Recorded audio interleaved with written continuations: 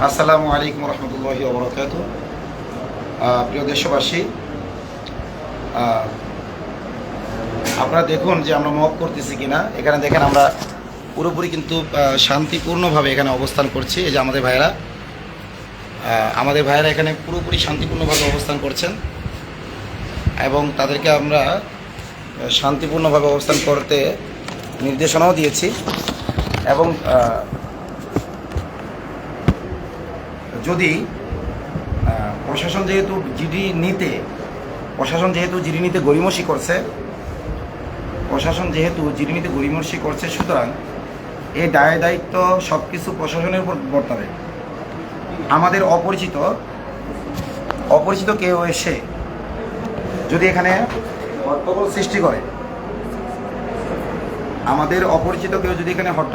করে, তার দায়িত্ব কিন্তু আমাদের না। আমরা চাচ্ছি দ্রুত জিডিটা করে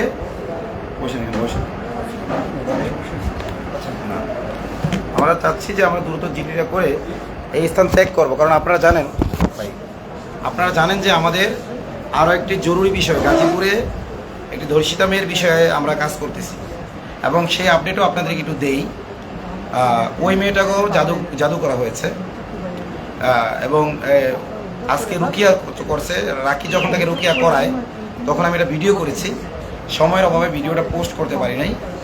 খুবই একটা মর্মান্তিক দৃশ্য। আপনারা যদি দেখেন যে ওই মেয়েটাকে কীভাবে জাদু করেছে এবং রুকিয়া করার কারণে যে তার অবস্থার সৃষ্টি হয়েছে, অবিশ্বাস্য মনে হবে আপনাদের কাছে।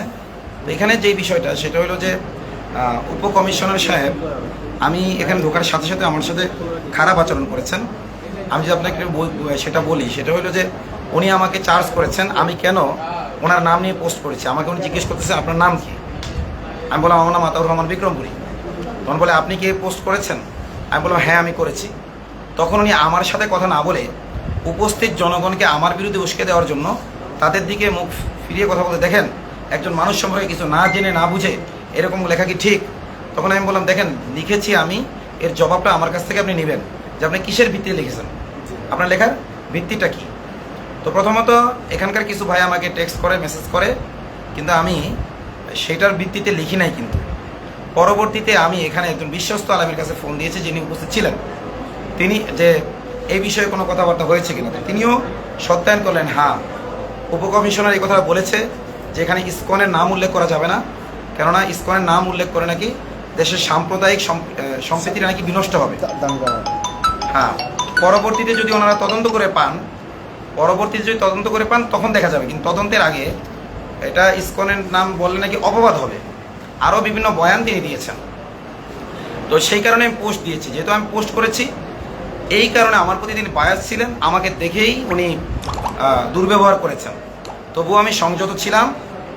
এরপরে যখন আমি বললাম যে এখানে ইসকনের নাম যুক্ত করতে চাই আমরা, যেহেতু যে চিঠিগুলো দেওয়া হয়েছে এগুলোতে ইসকনের নাম আছে, তো আমরা লিখতে চাই এটা। এরপরে আপনারা তদন্ত করে যদি দেখেন যে না ইসকন এখানে কি নয়, জড়িত নয়, এখানে এই চিঠিটা অন্য কেউ লিখছে, তখন আপনারা তদন্ত রিপোর্ট দিবেন। কিন্তু প্রাথমিকভাবে যেহেতু আমরা ইসকনের সম্পৃক্ততা পেয়েছি এবং ইসকনের বিরুদ্ধে বা ইসকনকে সমালোচনা করে বক্তব্য দেওয়ার উদ্ধৃতি দিয়েই যেহেতু এখানে কি চিঠিটা দেওয়া হয়েছে, এই কারণে অবশ্যই আমরা এটা যুক্ত করব। তখন উনি বলেন ঠিক আছে আপনি করেন, ওই রুমে যান। তখন আমি এই রুমে আসলাম। আসার পরে উনি হঠাৎ করে হয়তো কোনো জায়গা থেকে ফোন পাইছেন, উঠে আবার চলে আসছেন, বলতেছেন যে এখানে তার ছেলেরা আছে, ছেলেরা যা বলে সেটা লেখা হবে, অন্য কেউ কথা বলতে পারবে না। তখন আমি বললাম যে কেন, তারা যদি ভাষা না বোঝে তাদের পক্ষে কেউ কথা বলতে পারে না? বলছে তাহলে এই এলাকায় আলেমুল আমার আছে, মুরব্বীরা আছে, মুরব্বীরা কথা বলবে। তখন আমি বললাম আমিও তো একজন মুরব্বী, এবং ওই সময় তার ছোট ছেলে উপস্থিত ছিল, সেও আমাকে মুরব্বী বলে স্বীকার করে নিল। একটু পরে তার বড় ছেলে আসলো, বড় ছেলেও আমাকে মুরব্বী বলে স্বীকার করে নিল। এরপরে বড় ছেলের কাছে একটা ফোন আসলো, ফোনটা আসার পর সে এখান থেকে বাইরে গেল। বাইরে যাওয়ার পর এখন ফিরে এসে সে বলতেছে আপনারা যে গুছিয়ে লিখবেন, এত গুছিয়ে লিখতে তো আমার আব্বাকে শেষ করে ফেলবেন। মানে তাকে এটা বোঝানো হয়েছে যে এত কথা গুছিয়ে লেখার দরকার নেই, আমি আমার আব্বাকে চাই। তখন আমি বললাম তাহলে তো লেখারই দরকার নাই, তাদের বলো নিয়ে আসতে। আমরা তো লোকেশন দিচ্ছি, কিছু ভাই লোকেশন ট্র্যাক করে আমাকে পাঠাইছেন তো সেই লোকেশন অনুযায়ী ওই এলাকায় ভালো মতো রেট দিক, তাহলে তো জিডি করারও দরকার নেই। জিডি যদি সঠিকভাবে না করতে চাও তাহলে মোটাও করার দরকার নেই। আমি ছেলেটাকে বুঝাচ্ছিলাম, কিন্তু দেখলাম যে ও খুব মানে জানি না, ওর ওইভাবে ওই ভাষায় আমি বলতে চাচ্ছি না, মানে ওর ছোট ভাই যেটা বললো সেটা হলো যে ইসকনের সন্ত্রাসীরা, এবং এই চিঠিতেও আছে যে জাদু করে তাদের পরিবারের মধ্যে বিভেদ সৃষ্টি করব, এটা এই চিঠিগুলোর মধ্যে আছে এবং সেটা হয়েছেও। ছোট ছোট এটাও বলছে অনেকেই জাদু করে, তার ছোট ভাইও এটাও বলেছে যে তাদের পরিবারের একাধিক সদস্যই জাদুগ্রস্ত, ও মাদ্রাসায় পড়ে নিয়মিত আমল করে। তো এই বলতেছে আমার ভাইয়া খুব ভালো, তবে আমার ভাইয়া প্রচন্ড জাদুগ্রস্ত, আপুর খোঁজ খবর নেই, সব নেই, মাঝে মাঝে ওনার জাদুর কারণে প্রবলেম হয়। কারণ ওনার ওই এখন ওই কথাটা ও আসলে ক্যামেরার সামনে বলতেও চাচ্ছিল না। তো যাই হোক, তো আমি বলেছি যে এই ছেলেরা আমাকে ডেকেছে। প্রথমে ছোট ছেলে আমার কাছে গিয়েছে, আমি আবার বড় ছেলের কাছে ফোন করেছি। ফোন করলে বড় ছেলে বলেছে হ্যাঁ হুজুর আপনি আসেন। আলে বলে আমার আছে, আপনি আসলেই এটাকে ই করবো। তখন আবার একবার বললো যে হুজুর আমরা কি তাহলে একটা চিঠি করে ফেলবো, পরবর্তীতে দেখা যাচ্ছে কী হয়। আমি বললাম তাহলে ড্রাফট করে পাঠান। তো ড্রাফট করে পাঠাইতে পাঠাইতে আমি পৌঁছে গেছি, ড্রাফট করে চিঠিটা পাঠান, কিন্তু পাঠাইতে পাঠাইতে আমি কি পৌঁছে গেছি। যখন পৌঁছে গেছি তখন আমি দেখলাম এই চিঠির মধ্যে অসংখ্য অসঙ্গতি। একটা অসঙ্গতি হলো ইসকন থেকে আমার বাবাকে হুমকিমূলক চিঠি পাঠায়, যাতে করে আমার বাবা ইসকন সম্পর্কে মানুষকে অবহিত করে, ইসকন সব সম্পর্কে যাতে জানায়, এই কারণে চিঠি দিয়েছে, নাকি ইসকনের যেন সমালোচনা না করে, সমালোচনা না করে। ঠিক উল্টো কথা লেখা হয়েছে এখানে। শব্দের মার পেঁচে বয়ানকে কি করা হয়েছে, উল্টো করা হয়েছে। আপনারা কি এটা বুঝতেছেন? তো এই ছেলেটাকে আমি বললাম দেখো তুমি যেটা বুঝাইতে চাইছো এখানে যে ভাষা লেখছে, ভাষা কিন্তু পুরো উল্টো। এখন ওই ছেলেটা বলতেছে ভাই ভাষা দিয়ে কি করবো, আমার বাবাকে চাই। বলতে ভাষা দিয়ে কি করবো, আমার বাবাকে চাই, বাবাকে চাই, ভাষা দিয়ে আমার। জি জি জি। এখন ওর বোঝার কথা না, যেহেতু ওর বাবাকে পাচ্ছে না, ও এখন মানসিকভাবে তো ড্যামেজ। ওর ছোট ভাইও দেখছেন লাইভের মধ্যে কেঁদে উঠেছে। তখন আমি বলেছি এই তুমি পুরুষ মানুষ, তুমি এভাবে কাঁদতেছো, কিন্তু মহিলা নাকি? ওর কান্নার ঠেলা আমি মনে করেছি হয়তো মারা গেছেন। আমাকে এটা বোঝানো হয়েছে যে ওনারা আপনি এখানে ভাই ফুটেজ চেক করছে, বলছে যে আপনার মোবাইল যে ইয়ে আছে ওইটা পাম্প যেটা আছে ওইটা ওভারটেক করে চলে গেছে, এই সিসিটিভি ফুটেজ নিজে দেখছি। জি জি। তো এখন বলছে যে যেহেতু মোবাইল ওভারটেক করে চলে গেছে, কেসটা মোবাইলের পরে, সেহেতু এই জায়গায় মামলা না হওয়াটাই ছিল। কিন্তু তারপরও ওনারা লেগে আছে, আমার এটা বোঝানো হয়েছে, তারপর ওনারা লেগে আছে যেন আমি আমার থানার লোক, আমি বলি মিসিং হয়েছে কোন জায়গা থেকে, তোমার বাড়ি থেকে, এখন তোমার রাস্তা থেকে, তাই না? এরপরে কোন জায়গায় দেখা গেছে, কে দেখছে, তুমি আমার কথা কি মানে তুমি আইনটা বোঝো। আচ্ছা ওনার সিসিটিভি ফুটেজটা আমি বলি শোনো, সিসিটিভি ফুটেজ দেখা, ধরো একটু পরে তুমি এখন মোবাইল গেলা, এখন আরেকটা সিসিটিভি ফুটেজ তোমাকে দেখালো চট্টগ্রাম আছে। আমার কথা বোঝো, আইনটা বোঝো, তোমাকে তো বুঝাইছে, আমার সামনে এসে বলতে বলো, তোমাদেরকে ডেকে নিয়ে উল্টা বুঝাচ্ছে কেন? তার যদি সৎসাহস থাকে, এই উপকমিশনার যদি আইন সম্পর্কে ভালো জানে, আমরা তার কাছে আইন শিখবো। তার যদি সৎসাহস থাকে আমাদের সামনে বসে এদের বুঝাবে। এখন আমি শেষ করি কথা। এখন ধরো তুমি প্রথমে জানছো যে তোমার আব্বা এই থানা থেকে গুম হয়েছে, তাই তুমি এখানে আসছো, তাই তো? বাড়িও এই থানায়, চাকরিও করে এই থানায়। এখন যদি তারা বলে থাকে যে সিসিটিভি ফুটেজটা মোবাইল, আসলেই কি মোবাইল কি না, এটা একটা প্রশ্ন না? মোবাইলের মতো মনে হচ্ছে, এটা একটা প্রশ্ন। ধরে নিলাম মোবাইল, ধরে নিলাম। এখন তুমি মোবাইল গেলা, মোবাইল থেকে বললো একটু পরে দেখা গেছে নোয়াখালী, তো এটা তো নোয়াখালীতে সিসিটিভি ফুটেজে দেখা যাচ্ছে, সুতরাং তুমি নোয়াখালী যাও। আমার কথা বুঝা গেছে? এটা তোমাকে বুঝাচ্ছে দেখো মোবাইলের কেস আমাদের এখানে নেওয়ার বিষয় না, তবুও আমরা নিচ্ছি, তোমার উপর দয়া দেখাচ্ছি, এহসান করতেছি, আমাদের কথা শোনো, এটাই বুঝাচ্ছে। তারপরও বাবা ভালো, আমাকে তুমি টাকা পয়সা দিছো? না না, আমাকে টাকা দিয়ে হায়ার করে আনছো নাকি নিজের টাকা খরচ করে আইছি?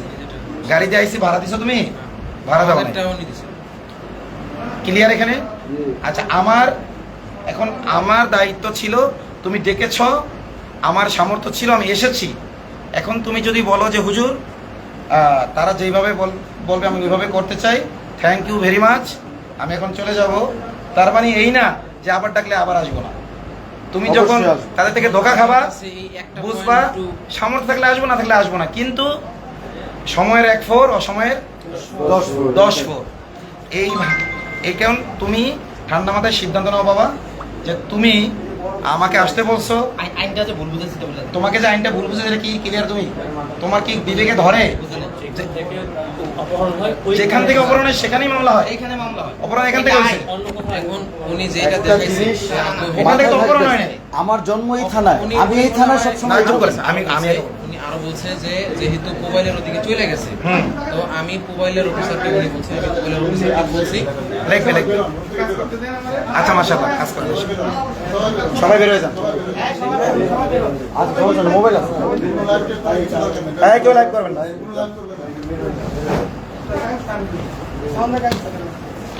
আমি কিন্তু বলেছি মোবাইলগুলো ভেঙে ফেলে নিয়ে, আমার অনুমতি ছাড়া কেউ লাইভ করলে আমি বলবো পুলিশদেরকে, পুলিশরা মোবাইল ভেঙে ফেলে। লাইভ করার প্রয়োজন হলে আমি বলবো।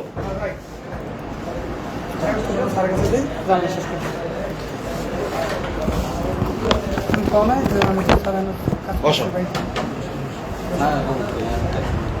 না হেরা দেখছি হেরা আইসি নতুন হেরা দেখছি তোমার দেখলেন মামুন ভাই দেখছি তাইলে মামুন ভাই দেখছি মুখার ভাই দেখছি তুমি আবার আইও ওটা গেছে গেছে গেছে এই স্যারটা আচ্ছা, আমার একটু ক্লিয়ার করেন, এটা কি জিডি হচ্ছে না ডাইরেক্ট মামলা হচ্ছে? আচ্ছা আমি সেটা তো জানি না কথা বলি অভিযোগ দিন আচ্ছা ঠিক আছে, কাজ okay. করতেছি আচ্ছা, অভিযোগ আকারে লিখতেছেন, হ্যাঁ? সবই হয় মামলা আছে।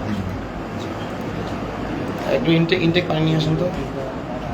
চুপ থাও না আমরা করতেছি তাকে সারা দেয় সবাই তো জ্ঞানী, সবাই তো বুঝি, হ্যাঁ বুঝতে কি হবে, কারণ হুজুরে ভালোবাসে সবাই, এটা হচ্ছে মূল কথা। কি বল হুজুরে সবাই ভালোবাসে, অবশ্যই। লোক কই গেছে কে?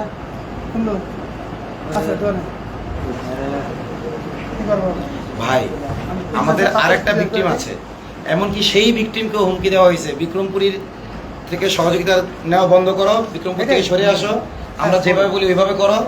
তাদের উপরও চাপ, ওই জন্য মেয়ে এবং মেয়ের বাবা মার উপরে এখনো অনবরত চাপ চলছে। একটা সারা গেছে আর একটা আর আরে থাক আরে দেখ আমি তো আরো বাইর করবো নি নেন করা লাগবে না আমরা এখন আশঙ্কা করতেছি এই যে আমরা ওই মামলায় হয়তো ওই মেয়ে এবং মেয়ের বাবা প্রশাসন যেটা বলে সেটা এখনো করতে পারে, আচ্ছা দুটা এখন আশঙ্কা করি। মানে যেভাবে চাপ সৃষ্টি করা হচ্ছে।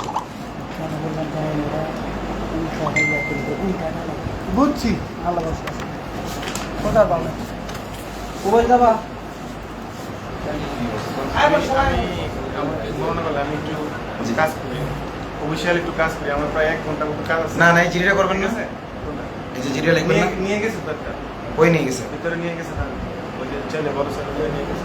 আগে যেটা বের করে নিয়ে গেছে। আমার একটু সুযোগ দেন প্লিজ। আচ্ছা, তুমি আরেকটা করো, ওইটা দিয়ে কার্যক্রম চলুক, তুমি আরেকটা করো যদি ও আরেকটা করো। হ্যাঁ হয় অবশ্যই হবে। ঠিক আছে, তাহলে ওর সাথে সাথে কথা এটা কোন আইনে আছে হবে না, আমি তো বলতেছি ঠিক আছে, কথা বলো। একাধিক জিডি করবো আজকে আমি। একটা হয়েছে ওটাতে কার্যক্রম হবে, কারণ ও যা জানে ও জিডি করছে, এখন ও ওরও বাবা, ওর অধিকার আছে জিডি করার। আমি এখন আইনজীবীদের ফোন দেবো। ফোন করেন, সমস্যা নেই। ক্লিয়ার? তুমি যদি আইনে থাকে তো করবা। তো প্রিয় দর্শক, ওখানে কি সিদ্ধান্ত হলো যে এইটা যেটা লিখছে নিয়ে গেছে ওখানে মানে লিখছে তুমি এটা মানিয়ে নিছো? এটা মানিয়ে নিছো না না, ওইখানে তো অনেক কথা মিশে গেছে। ভাই? ওইটা কি তুমি মানিয়ে নিছো? না না, হ্যাঁ, প্রত্যাখ্যান হুম, প্রত্যাখ্যান করছে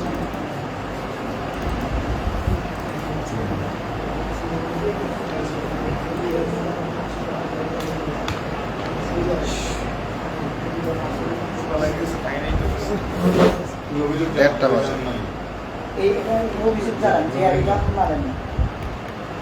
তুমি আচ্ছা আচ্ছা, ওটা কার্যক্রম চলুক না, সমস্যা কি?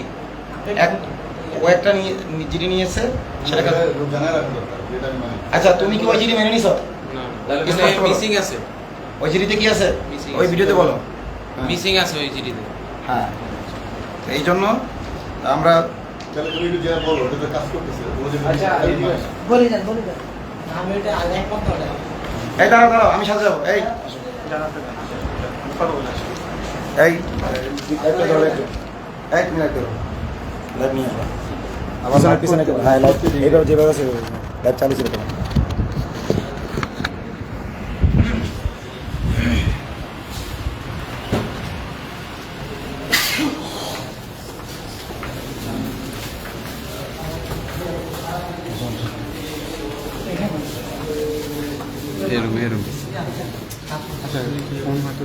এই সবাই ঢোকার দরকার নেই অফিসার এটার ভিতরে এইটাই হ্যাঁ ভিতরে না ভিতরে আছে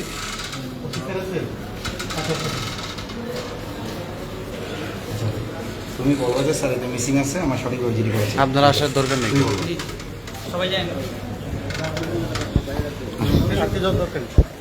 ভাই শুনেন ভেতরে